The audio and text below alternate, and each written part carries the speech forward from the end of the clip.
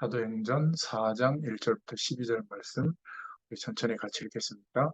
사도들이 백성에게 말할 때 제사장들과 성경 맡은 자와 사두개인들이 이르러 예수 안에 죽은 자의 부활이라고 백성을 가르치고 전함을 싫어하여 그들을 잡음에 날이 이미 저물었으므로 이튿날까지 가두었으나 말씀을 들은 사람 중에 믿는 자가 많으니 남자의 수가 약 5천이나 되었더라.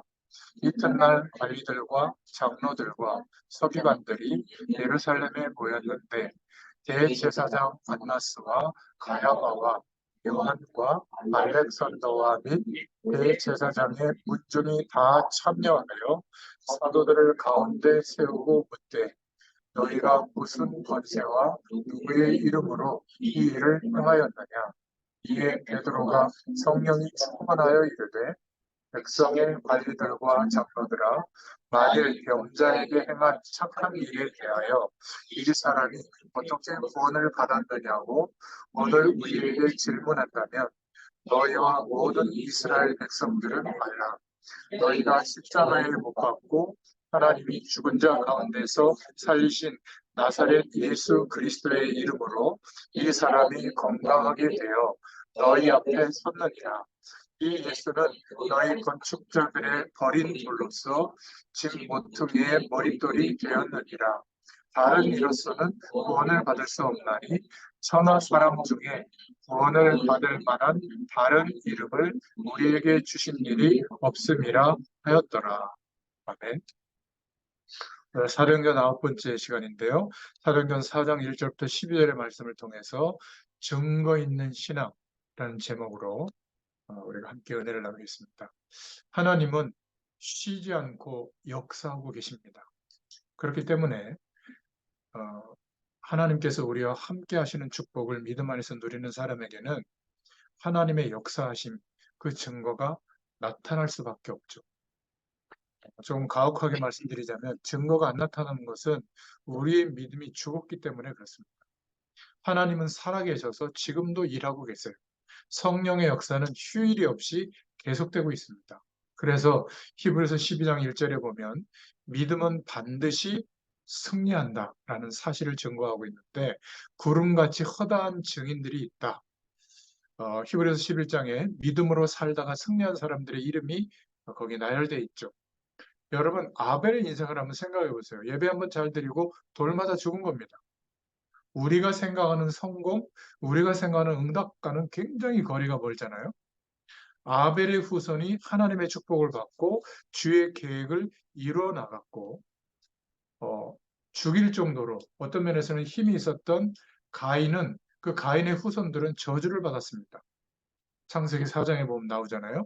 하나님이 아벨의 계통을 따라서 셋을 보내고 비로소 언약이 다시 이어지는 그 내용을 말씀하고 있잖아요. 아벨의 이름은 어떤 면에서 성경의 첫 번째 순교자로 이 복음이 증거되어지는 곳마다 그 이름이 올라가서 나타나고 있는 겁니다. 그러니까 증거 있는 신앙이 우리가 말하는 증거하고는 약간 거리가 있죠. 에녹은 하나님과 동행했다. 그래서 우리와 같이 육신을 입고 있는데도 죽음을 맛보지 않고 하나님과 함께하는 축복을 누리게 됐잖아요. 노아는 12년이 아닙니다. 120년 동안 조롱받으면서 방주 만드는 삶을 살았어요. 여러분, 믿음은 반드시 증거가 나타납니다. 오랜 시간 하나님의 약속 붙잡고 기도해야 된다. 그 말이 아닙니다. 반드시 하나님이 살아 역사하시기 때문에 증거는 나타나게 되어 있죠. 아브라함이 나이가 많아서 하나님을 믿었는데 그 안에 사라와 함께 바랄 수 없는 중에 믿게 됐고, 그러죠? 그 생명이 이루어질 수 있는 그 내용이 생물학적으로 끊어졌는데도 하나님의 약속을 믿게 된 겁니다. 결론적으로 우리는 알고 있지만 그 과정에서 불신앙도 많이 했잖아요. 근데 결국은 하나님께 믿음을 보인 겁니다. 그래서 아브라함과 그 후손들을 통해서 약속하신 언약이 이루어졌죠. 이삭, 야곱, 요셉도 창세기 3장 15절에 오실 메시아의 약속을 굳게 붙잡고 믿음을 지켰던 겁니다.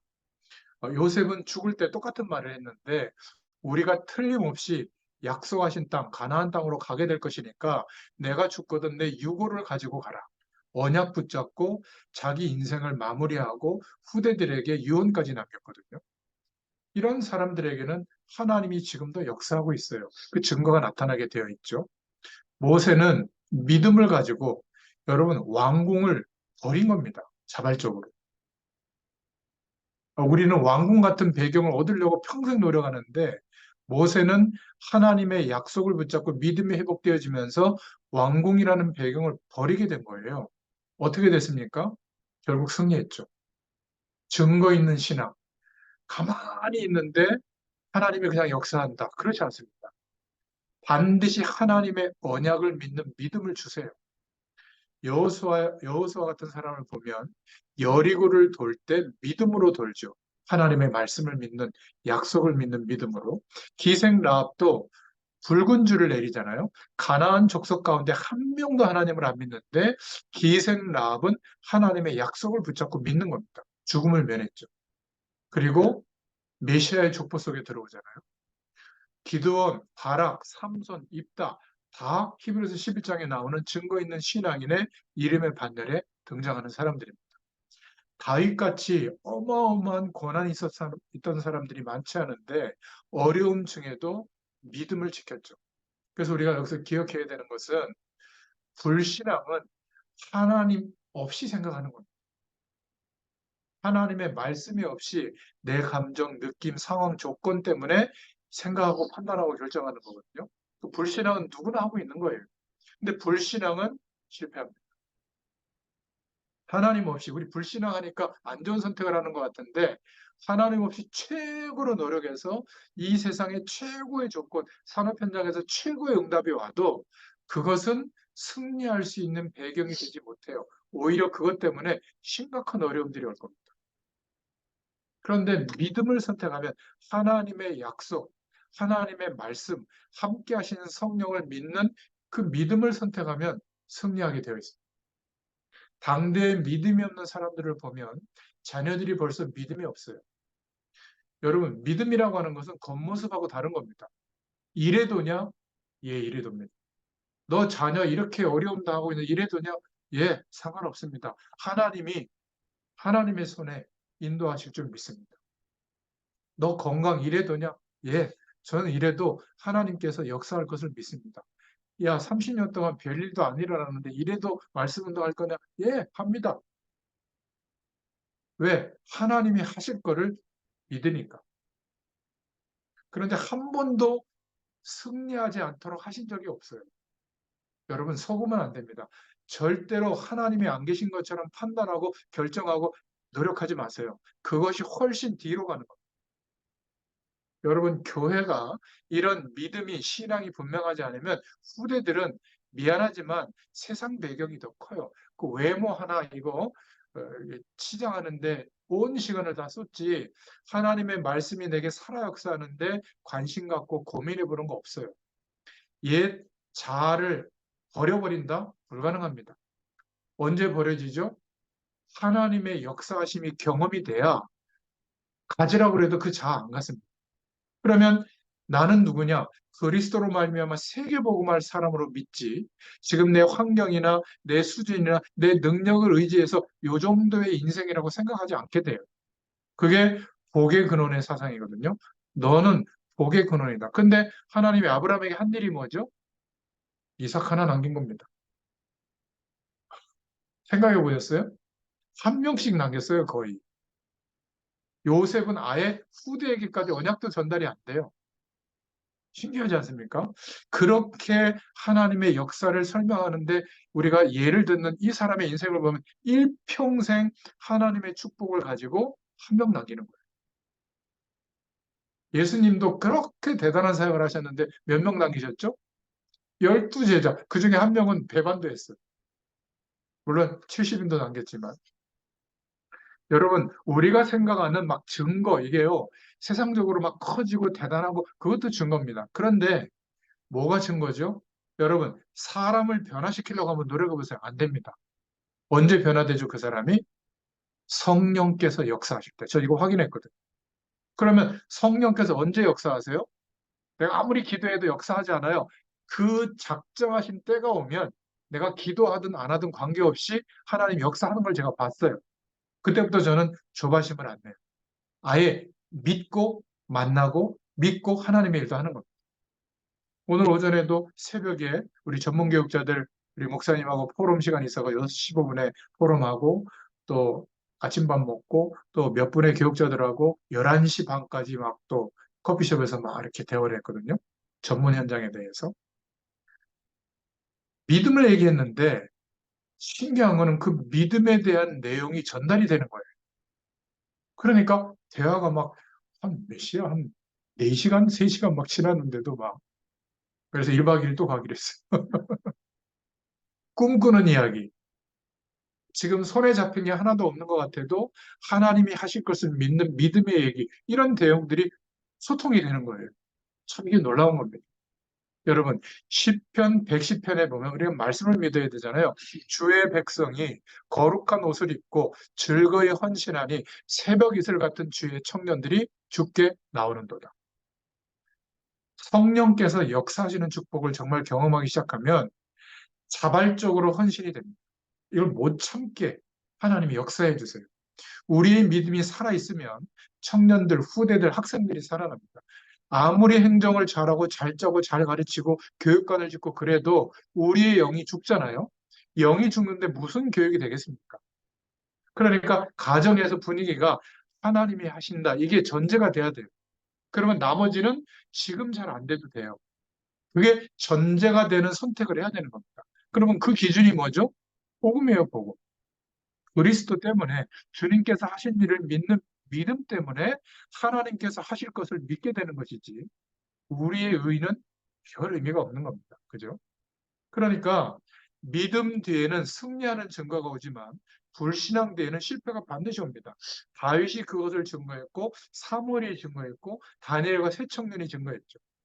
그런데 히브리서 11장에 보면 믿음의 내용만 있었느냐? 어떤 내용이 있었죠? 이 사람들이 어떻게 살았죠? 평생을 돌에 맞아 죽기도 하고 칼에 죽기도 하고 톱으로 켜서 죽기도 했다. 이런 표현이 나와요. 여러분 막 믿음, 증거 이러니까 어려움이 없다라고 생각하는데 우리의 진짜 싸움의 대상이 있잖아요. 사단과 귀신의 세력과 싸우거든요. 영적으로 역사하기 시작합니다. 별의별 거를 다 건드려요. 이래도냐? 하나님이 질문하거든요. 왜 이래도입니다. 그것을 넘어서도록 은혜를 주실 거예요. 그러면 어떻게 되죠? 히브리서 38장에 뭐라고 말합니까? 세상이 감당치 못하는 사람이 되는 겁니다. 여러분 이게요. 급한 거예요. 10년이 걸리든 5년이 걸리든 3년이 걸리든 이 상태로 하나님의 은혜를 주시려고 현장에서 말씀 운동 우리가 하고 있는 거거든요. 이게 실제로 서로 공감이 되잖아요. 그 다음 것은 뭐 열심히 해야 안 하냐 그건 나중 문제입니다. 이게 공감이 안 되고 다른 문제가 커지면 미안하지만 불신앙 속에 있는 거예요.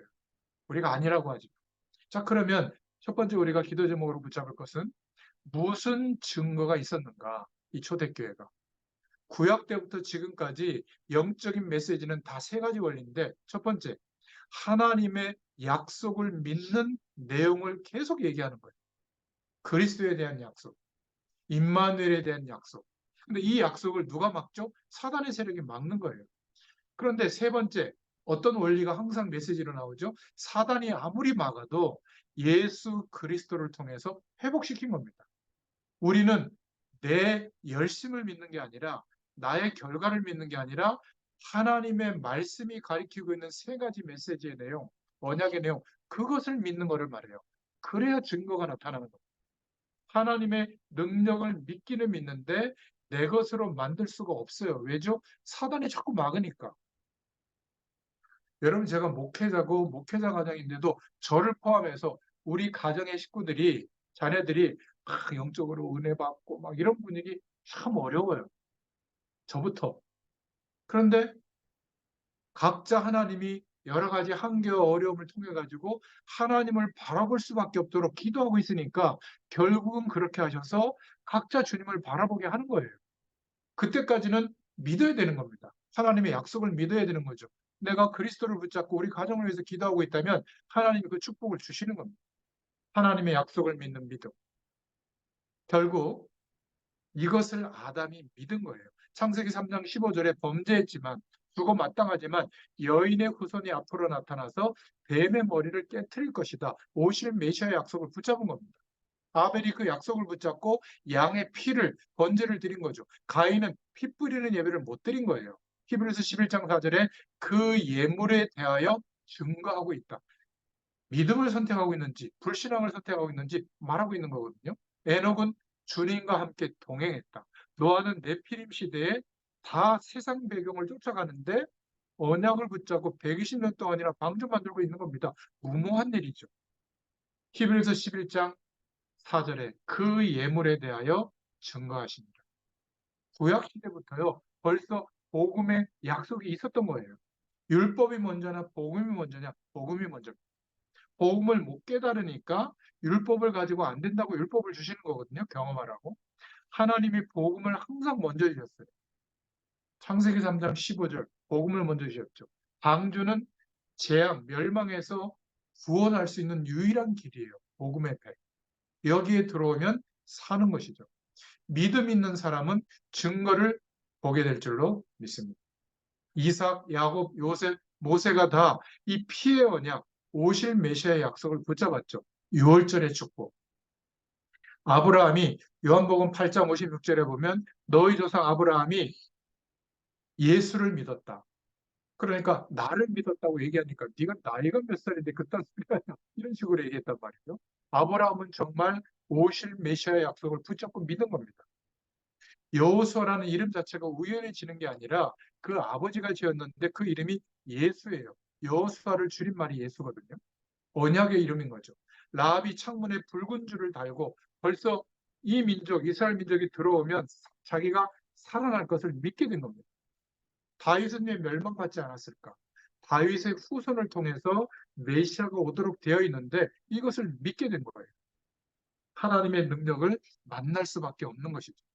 드디어 신약에 예수 그리스도께서 언약하신 대로 오신 겁니다.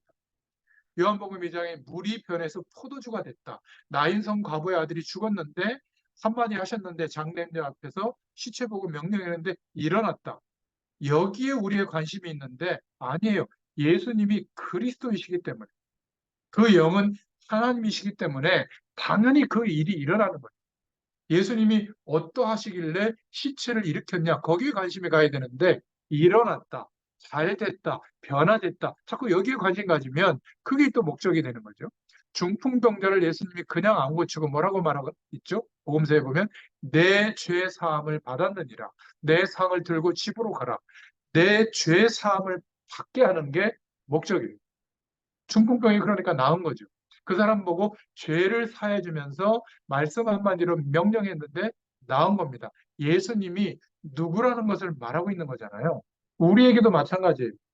예수님이 그리스도라는 사실을 알고 있는데 이런 환경과 조건과 문제, 어려움 속에도 정말 그리스도가 맞는가 확인해야 되는 겁니다.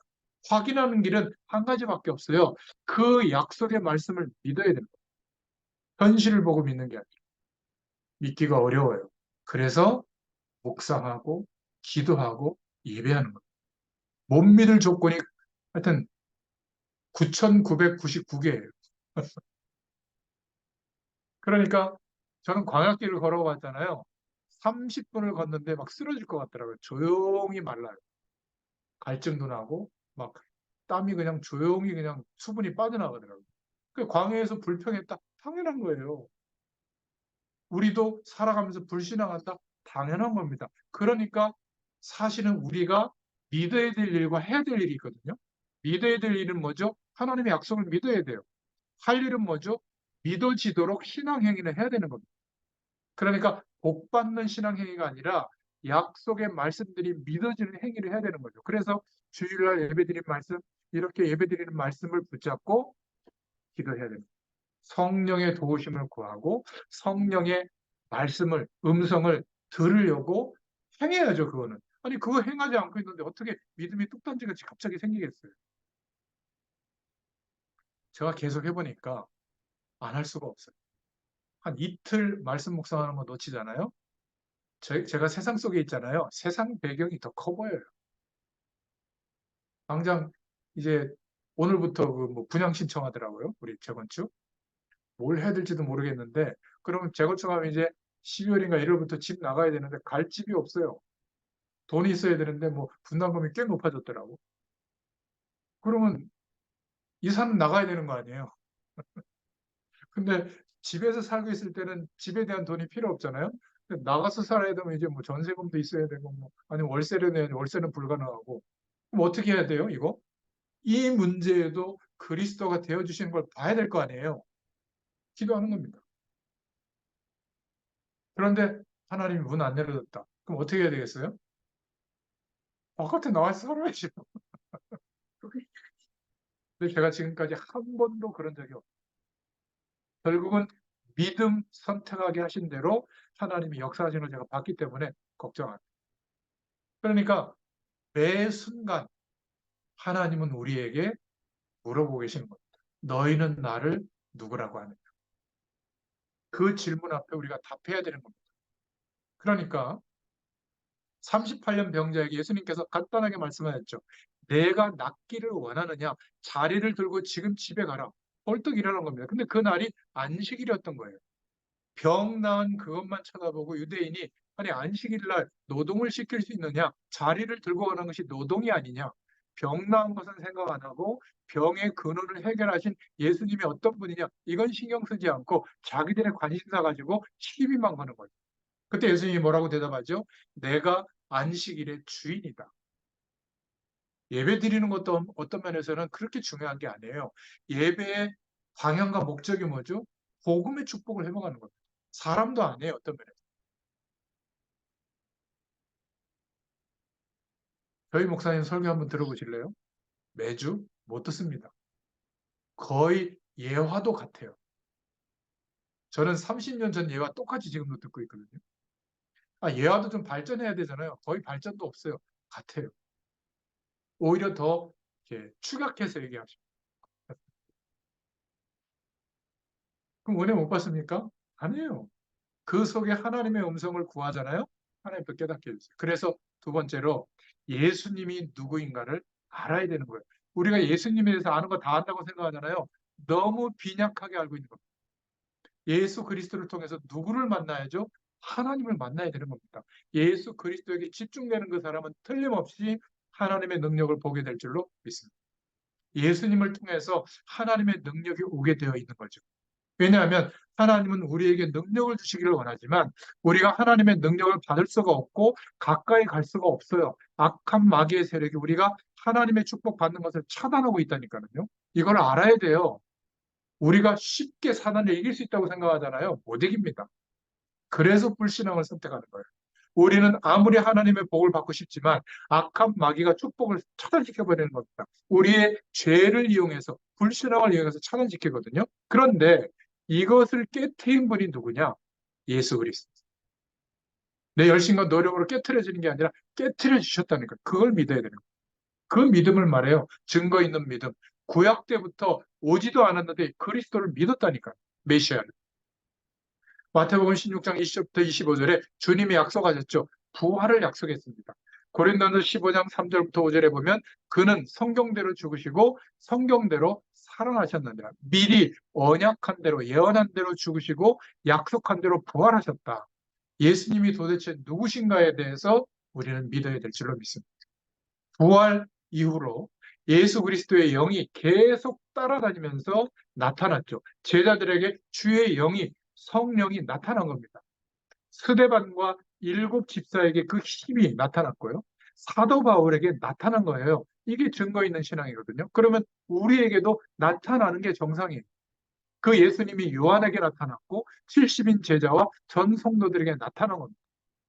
말씀을 우리가 붙잡아야죠. 계시록 2장 1절에 일곱 별을 붙잡고 주님이 붙잡고 촛대 사이로 다니신다. 지금도. 지금 주님은 영으로 우리와 함께 계시는데 지금 주님이 주의 사자, 복음 전하는 자를 붙잡고 촛대 사이를 다니신다. 여러분 사이로 다니세요. 이것을 모르니까 신자가 어떻게 성공할 수 있겠습니까? 이 말씀의 내용을 믿어야 되는 거죠, 언약으로. 그러니까 교회가 모이면 돈 걱정하는 거예요.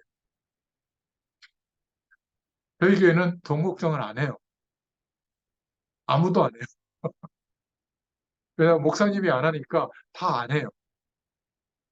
그러면 풍족하냐? 아니에요. 사람이 계속 밀려요. 그런데도 안 해요. 너무 간단하지 않아요? 하나님이 안 주시니까 안 받아야 된다는 거예요. 하나님이 주시면 받는 거예요. 헌금 하나님이 주시면 뭐 헌금이고 뭐고 하나님이 역사하시면 된다는 거죠. 제가 처음에 이게 이해가 안 돼가지고요. 우리는 그래도 수입과 지출이 맞아야 되는 삶을 살았잖아요. 평생. 뭐 항상 마이너스지만. 근데 너무 터무니없는 얘기를 많이 하시고. 그런데 항상 그렇게 말씀하실 때 되어진 적이 없어요. 몇 년 동안. 근데 한 10년쯤 지나보잖아요. 안 되는 것도 없어요. 이게 비밀이에요. 참 신기하죠. 제가 어느 날 눈뜨기 시작한 겁니다. 아, 믿음이라고 하는 것은 계산해 봤을 때 가능성이 있는 걸 믿는 게 아니구나. 하나님의 약속을 믿는 거구나. 여러분, 이 믿음을 하나님이 우리에게 주시려고 하는 겁니다. 구해보세요. 주십니다. 그러니까 없어요. 바랄 수도 없고 새 문이 닫혔어요. 그런데 언약을 믿는 믿음을 선택할 수 있는 겁니다. 왜냐? 주님이 나와 함께 계시는 것을 알고 있기 때문에 믿는 겁니다. 그 중심을 하나님이 보시는 거죠. 지금도 주님이 살아계셔서 일곱 뼈를 붙잡고 촛대 사이로 다니신다는 거예요. 이 사실을 믿으면 되는 겁니다. 대부분 성도들이 이거를 몰라서 염려하고 걱정하죠. 그러니까 어떻게 되죠? 열심히 사는데 자꾸 마귀의 밥이 되는 겁니다. 대부분의 중직자들이 이것을 몰라서 본인들이 걱정하는 거예요. 걱정한다고 뭐 헌금할 수도 있습니까? 없어요, 제가 볼 때. 그러니까 어쩔 수 없이 인본주의, 세상적인 계산 방법으로 살 수밖에 없는 거죠. 나빠서가 아니라. 이렇게 생각하면 간단해요. 아, 내가 믿음이 없고. 하나님을 믿는 믿음이 회복돼야 되고, 그 기도 제목 갖고 구하는 겁니다. 그러면 되는데, 뭐가 어떻고 저떻고 하는 겁니다. 우리부터 그렇지 않습니까? 대부분의 평신도들이 이 말씀의 약속을 믿어야 되는데, 그 말씀보다는 상황과 조건을 믿고 걱정하는 겁니다. 걱정할 필요 없어요. 분명히 주님은 살아계셔서 지금도 저와 여러분과 함께하고 계시는 줄로 믿으시길 바랍니다. 드디어 안 믿었던 베드로가 큰 두 번째로 믿게 된 겁니다. 증거 있는 신앙을 소유하게 된 거예요.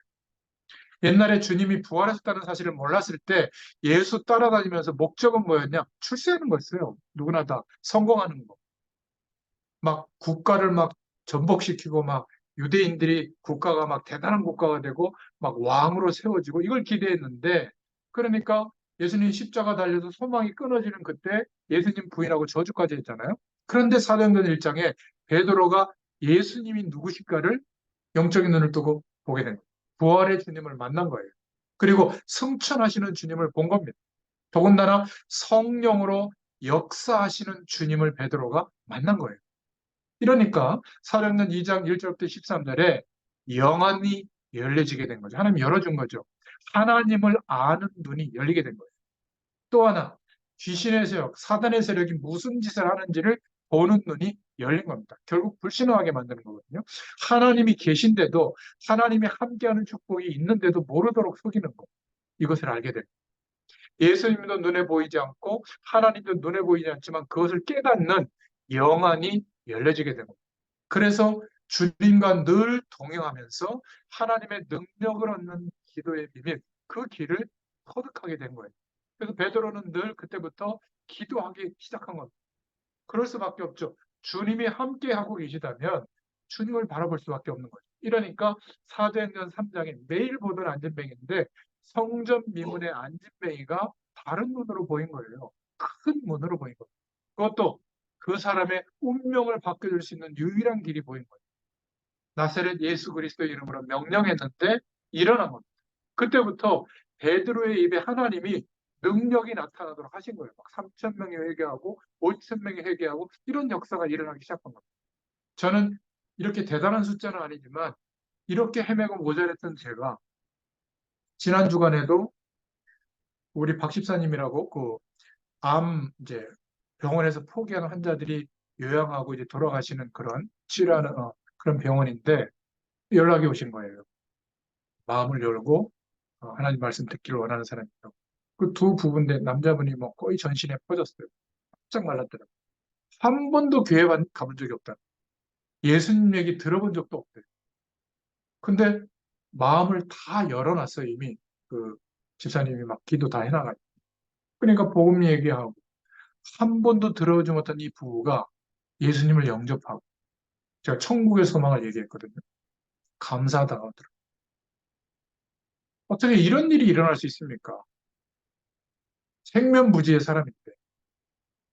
여러분, 이런 문들이 열려지는 거예요. 열려지는 거를 보는데 어떻게 안 믿겠어요?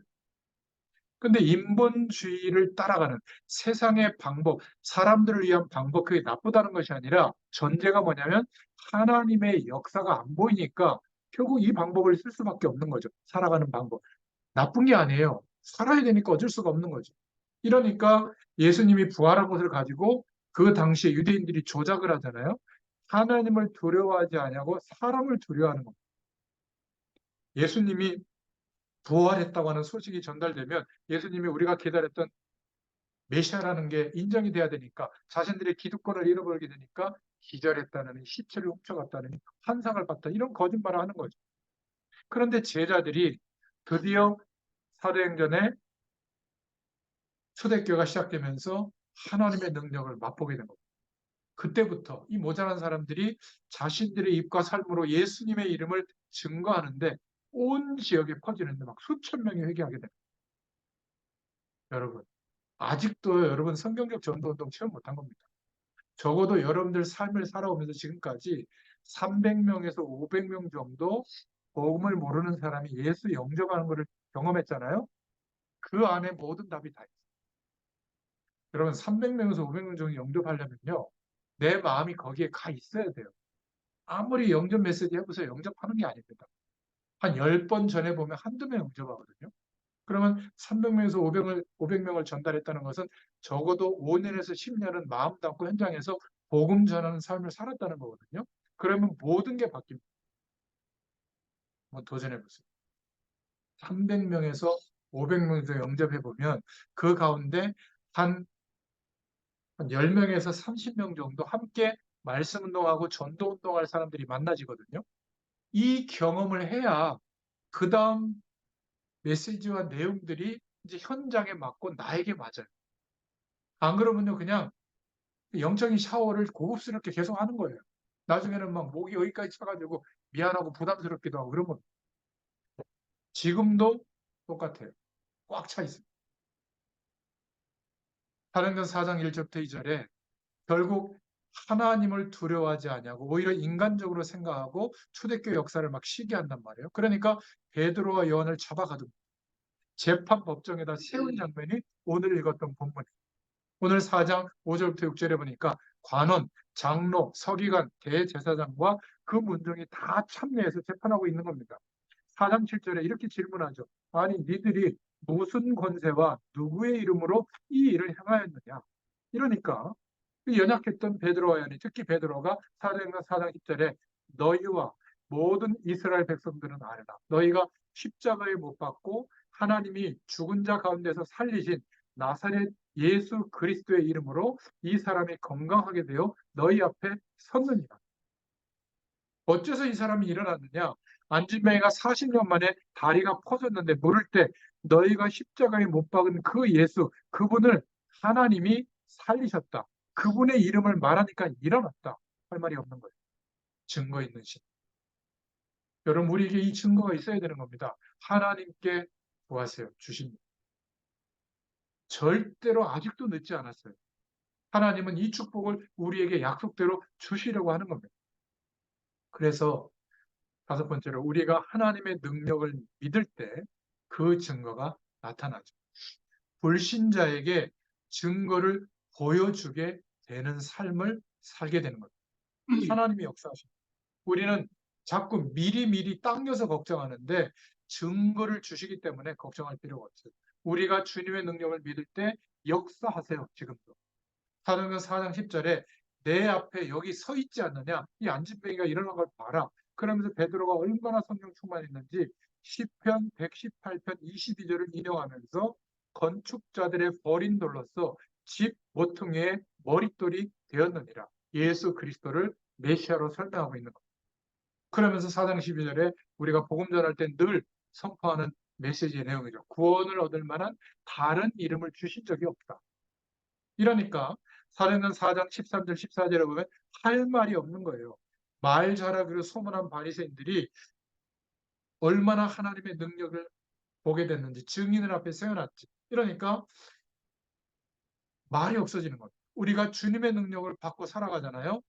불신자들이 우리를 보고 할 말이 없습니다. 이러니까 자기들끼리 모여서 야 너희들은 잠깐 나가 있어. 이러고 4장 15절에 회의를 하죠. 4장 16절에 보니까 이 사람들을 어떻게 알고 저희로 인하여 유명한 표적 나타난 것이 예루살렘에 사는 모든 사람에게 알려졌으니 우리도 부인할 수 없는지라. 요 내용이 사람 중심. 이 소문이 온 사람이 알게 되었으니 큰일 났다. 내 기득권을 이제 잃어버리는 게 아닌가. 자꾸 이렇게 생각하는 거예요. 사도행전 4장 17절에 어리석은 선택을 하죠.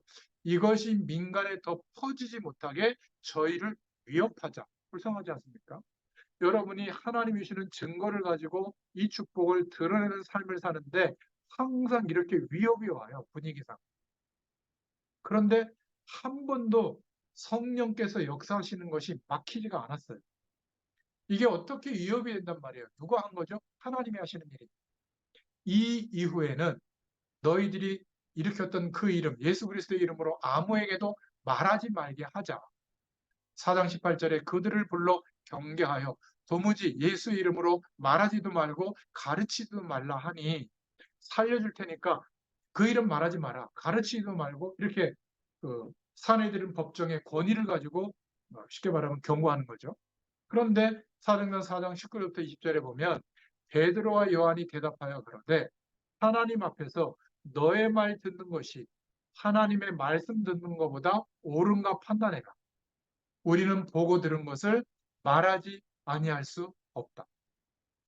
저 우리 집사님이 중요하게 생각하는 그런 어떤 교회나 이런 문제를 얘기했을 때 왜 쉽게 얘기하냐면 그게 중요하지 않아요. 옮겨도 되고 안 옮겨도 되고 뭐 그렇게 중요하지 않습니다. 중요하지만 지금 어려움이 있지만 더 중요한 것은 이 축복이 우리에게 와 있는데 경험이 안 되고 있는 게 더 중요한 문제거든요. 그거는 옮겨도 똑같고 안 옮겨도 똑같아요. 병든 사람이 병의 문제가 해결돼도 똑같고 안 돼도 똑같은데 지금 내게 내 힘으로 해결할 수 없는 그 문제가 와 있는 것이 맞다면 기회인 거예요. 하나님의 이 축복을 정말 체험할 기회가 온 거예요. 이때 불신앙적인 선택을 하면 여러 가지 선택을 자꾸 하게 되는데 안 맞을 겁니다. 결국 아무리 노력해도 원점일 거예요. 결국 믿음 선택하도록 하나님이 우리의 인생을 몰아붙이고 있는 거거든요. 그러면 세 번째로 세 가지 증거 있는 신앙인으로 우리를 세울 줄로 믿습니다. 구약의 예언이 성취된 사실을 증거하는 삶을 살게 될 줄로 믿습니다. 그리스도께서 나실 것, 십자가에서 죽으시고 핍박받는 것, 부활하실 것을 다 예언했고 성천 이후의 사건까지 예언했죠. 그것을 초대교인들은 증거했어요. 주님이 살아계셔서 역사하는 자기 삶 속의 현실을 증거한 겁니다. 어떤 거를 얘기했죠? 성령이 역사하니까 사도행전 2장에 말이 안 통하는 15나라의 사람이 모였는데 방언을 하게 해서 소통이 되게 합니다. 이거는 불가능한 일이 이런 일이 벌어졌거든요. 사도행전 3장에 주의 이름으로 말했더니 안진뱅이가 일어납니다. 이것을 믿으시길 바랍니다. 안 믿은 사람은 죽어도 그렇게 안 돼요. 믿어야 되는 겁니다. 사도행전 4장에 그러니까 본인들의 힘으로 안 될 때 하나님은 표적과 기사로 보여주셨죠. 불신앙 가지고 안 되니까 불신앙하는 대표적인 인물 아나니아 삽비라를 하나님이 데려가십니다. 사도행전 6장에는 이제 말씀과 기도에 전무하도록 사도들이 하고 이제 평신도 일꾼들이 막 일어나기 시작하는 겁니다. 사도행전 8장에는 아무도 거들떠보지 않았던 재앙지대, 완전히 흑암이 장악하고 있던 사마리아의 빌립기사 같은 사람들을 통해서 전도운동이 일어나게 하신 거죠. 이게 다 하나님이 하시는 증거예요. 사도행전 9장에 다메섹에서 바울이 회개하는 겁니다. 그 어마어마한 사울이 말이죠. 대전도자로 바뀌는 일이 벌어지고 또 사도행전 10장에 고넬료 같은 너무나 중요한 사람, 이방인이 돌아오는 일이 벌어집니다. 사도행전 11장부터 28장까지는 하나님의 역사가 이제 안디옥 교회를 중심으로 땅끝을 향해서 가는 대역사가 시작되어지는 겁니다. 중단 없이 땅끝까지 온 세계에 하나님이 함께 하시는 증거가 나타나는데, 오늘 베드로가 그 성령의 역사하시는 현장에서 재판장 앞에서 증거하고 있는 겁니다. 그렇다면 오늘 말씀을 통해서 결론을 좀 내려야 되겠죠. 어떻게 우리는 이 능력을 산업 현장에 있는 우리가 체험할 수 있는가? 여러분, 올바른 인식을 가져야 됩니다. 하나님 만나기 전에 내가 태어나서 경험했던 지식, 경험, 인생을 살아왔던 내용, 참고는 하시되 그것 가지고 안 되잖아요. 그러면 하나님께서 그리스도로 말미암아 약속하신 말씀이 말하고 있는 변화된 나, 거듭난 나, 그 자아가 믿어져야 되는 거예요. 예수 그리스도의 영이 지금도 나와 함께하면서 역사하고 있다. 이걸 믿어야죠. 하나님의 성령. 그리고 지금도 하나님의 신부로 많은 천사들이 하나님의 명령을 따라 우리가 기도할 때마다 동행하고 역사하고 있다는 것을 믿어야 되는 겁니다. 계시록 14장 10절에 거룩한 천사들 앞과 어린 양 앞에서 불과 유황으로 고난을 받으리니. 왜 그런가요? 지옥 가는 사람 보고 천사들 앞과 어린 양 앞에서 심판을 받을 것이다. 의미심장한 말이죠. 내 죄를 사해 줄 수 있는 분이 있는데도 불구하고 안 믿었으니 지옥 간다는 겁니다. 요구하는 것이 손톱만큼도 우리에게 없어요. 믿으라고 했는데 안 믿은 겁니다. 지금도 똑같아요. 믿으라고 이렇게 말씀을 주시는데 그것보다 다른 것을, 힘든 것을 더 믿고 있는 겁니다. 나는 안 그랬는데 이 말을 못하도록 모든 죄를 다 본 존재가 있다. 그게 누구라고요? 우리를 담당하고 있는 천사가 있대요. 그래서 그거를 하나님께 보고한다는 겁니다. 어디 나와 있죠? 마태복음 18장 10절에. 그래서 삼가 이 작은 자 중에 하나라도 업신여기지 말라. 너희에게 말하노니 그들의 천사들이 하늘에 계신 내 아버지의 얼굴을 항상 배옵느니라. 날마다 하나님을 만나게 하는 거예요. 이 천사들이. 저와 여러분을 도와주시려고 하나님은 천사들을 우리에게 파송하는 겁니다. 그런데 매일 불신자 따라다니고 세상 배경 속에 있다 보니까 그러한 내용을 천사들이 다 보고하는 겁니다. 아무개 집사는 전도할 생각은 추구도 안 하고 매일 돌아다니면서 그럽니다 하고 하나님께 보고하는 거, 하나님이 알았다 하시는 겁니다. 기다리시는 거죠. 계시록 8장 3절부터 5절에 하나님의 천사들이 우리 기도를 가져다가 하나님께 그대로 보고합니다. 그거를 믿어야 돼요. 인식을 바르게 해야 됩니다. 우리가 모를 때도 함께하고 계시고 우리가 이 사실을 알 때도 함께하고 계세요. 그런데 우리가 깨닫게 됐을 때 그것을 보고 체험했다고 하는 겁니다. 하나님은 우리와 늘 함께 계시죠. 이것을 깨달은 바울은 어떻게 했죠? 데살로니가전서 5장 17절 18절에 쉬지 말고 기도해라. 이 말은 하나님이 함께 계시다는 것을 인정하기 때문에 할 수 있는 말이에요. 하나님이 나와 함께 계시는 것을 동의하고 인정하면서 할 수 있는 최고의 선택은 뭐죠? 기도하는 겁니다. 그래서 성령 충만은 뭐냐? 내 자신을 완전히 능력의 주님의 손에 인계해 드리는 것을 말해요. 내 힘으로가 아니라 하나님의 능력으로. 그때 주님의 능력이 나타납니다. 작지만 제게는 그게 증거였어요. 그래서 예배가 중요합니다. 예배의 태도, 분위기도 중요하지만 예배가 중요한 거예요. 기도가 중요한 겁니다. 틀림없이 주님은 응답하시고. 그래서 예배 때 예배당에 와서 합심해서 기도하는 거 중요해요. 말씀을 사모하는 마음 중요해서. 그런 면에서 태도는 중요한 거죠. 또 믿는 자를 만나는 것이 중요해요. 믿음의 사람을 통해서 저와 여러분이 많은 믿음을 배우게 되는 거죠. 그래서 우리가 가장 적극적인 해야 할 일이 말씀 운동하는 현장이 우리의 삶 속에 있어야 되는 거예요. 우리가 믿음의 사람을 통해서 뭘 배우죠? 궁극적으로는 하나님이 보여주신 그 믿음을 배우는 겁니다. 그런데 믿음 없는 사람들을 통해서 아무리 영향 안 받으려고 해도 불신앙을 배우는 재건축 카톡방에 제가 이렇게 들어가기 때문에 보거든요. 주로 내용이 뭔지 아세요? 집값 떨어진다 올라간다 그거예요. 그래서 뭐 브랜드 네임을 어떻게 하고 뭐 수영장을 넣어야 되고 말아야 되고 핵심이 뭐냐? 집값 올라가고 떨어지고 면적이 왔다 갔다 한다. 그 내용이거든요.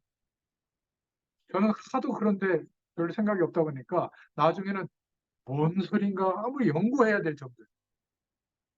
저는 집을 정할 때도 인도받을 때도 그 중심으로 한 게 아니라 교회에서 10분 거리에 예배할 수 있는 지역거리를 생각해서 그날 가서 결정했거든요. 그러면 다 하나님이 하신 거예요. 우리 목사님은 오늘 새벽에 끝나고 이사해야 된다 그러니까 뭐라 그래야 돼, 목사. 교회에서 1분 거리 안에 있는 집을 정할 새벽 기도가 살 수 있게 속으로 좀 뜨끔했는데 또 주의 사자의 음성이니까 한번 찾아봐야 될 것 같아요. 여러분, 내 힘으로가 아니라 하나님의 능력으로. 그때 주님의 능력이 나타나는 거예요. 여러분, 이거 기억하셔야 돼요. 자꾸 잊어버리지 말고. 아시겠습니까? 그래서 초대교회는 성령 충만 받았는데도 계속 모여서 기도하고 예배한 거예요. 증거 있는 신앙을 달라고 여러분은 하나님께 기도해야 될 줄로 믿습니다. 왜냐? 하나님은 지금도 살아계셔서 저와 여러분에게 응답하시려고 모든 것을 준비해 놓으시고 대기하고 계세요. 기도 응답 못 받는 사람은 그래서 보통 사람이 아닌 거예요. 하나님은 저와 여러분에게 응답해 주시려고 어마어마한 것을 준비하셨어요. 그래도 응답을 못 받는다면 일단 보통 사람이 아닙니다. 아니, 저 같은 사람도 응답 받는데 응답 못 받는다면 그렇죠? 죄송하지만 저보다는 하나님이 볼 때 약간 악질 축에 속하시는 거라고 생각하시면 돼요. 틀림없어요. 저는 확신합니다. 여러분은 이 응답 받게 되어 있어요. 그렇지 않으면 이 말씀이 주어질 이유가 없어요. 그렇지 않겠습니까? 오늘부터 하나님이 나와 함께 하시는 증거를 찾아 나가기를 예수님의 이름으로 축원합니다. 하나님 감사합니다. 우리는 복음 가진 하나님의 부르심을 입은 한 사람으로 이 땅에 세워주신 줄로 믿습니다. 그 어떤 것도 문제가 될 수 없는데 우리는 영향을 받고 있습니다. 결국 불신앙 속에 있고 하나님이 주신 믿음 속에 있지 못해서라면 기도하게 하시고 하나님을 바라보게 하셔서 하나님이 우리 가운데 이루신 것들을 믿는 믿음을 선택할 수 있도록 성령께서 힘을 주시고 은혜를 베풀어 주실 줄 믿습니다. 이번 한 주일 동안에 증거 있는 믿음의 한 사람으로 세워가실 줄 믿습니다. 감사드리며 예수님의 이름으로 기도드렸습니다. 아멘. 감사합니다.